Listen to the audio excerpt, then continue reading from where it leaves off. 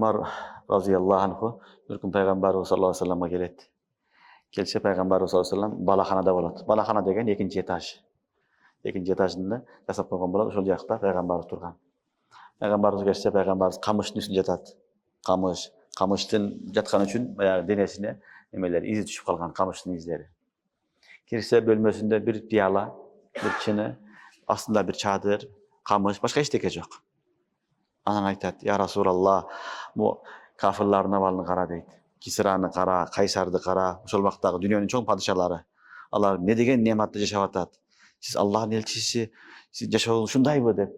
Hazreti Umar radıyallahu anh Peygamberimize hayırladı.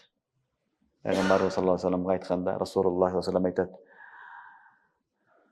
Afi şekkin ente yebne Hattab. Ulaika kavmun uccilet lehum tayyibatuhum fi tayyibatuhum fi dünya. Umar sen şektesin be? Şektenip jüresin be? Hattab'dın balası sen dagile şektenip jüresin be?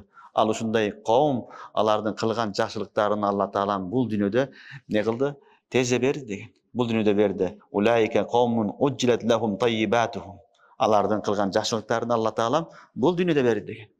Alemi bizdikini Allah Taala ahirette berdi.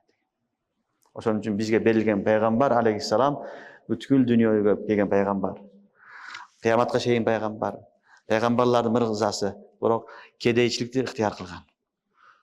Jakırçılıkты ixtiyar kılgan. Yaşoosу jönököy bolgon Peygamber sallallahu aleyhi ve sellem'din. Oşonda Hazreti Umar'a aytkan afi şekkin ente yabne Hattab. Şekte mesele biroq Peygamber sallallahu aleyhi ve sellem aytdı. Bizge Allah Taala kılgan jakşılıklarыбыздын barını ahirette beredi. Al endi bular bul dünyoda jırgayt, ahirette jok degen. Jok degende bilip algıla. Jok degende kafir bir adam dünya üçün kılgan bolsa, Allah Taala köçe-köçege atını koyup bolsa dele dünyoda silap koyat. Karasaňar hazırda dile Kırgızstanda köçelerde oruslardan kafirler attары turat. Turabı? Oşol bir iş kılgan bir jakşylygyny. Allah Taala ahireti kaldırbaş üçün kaldırgan atı azarga çeyin estelip turat.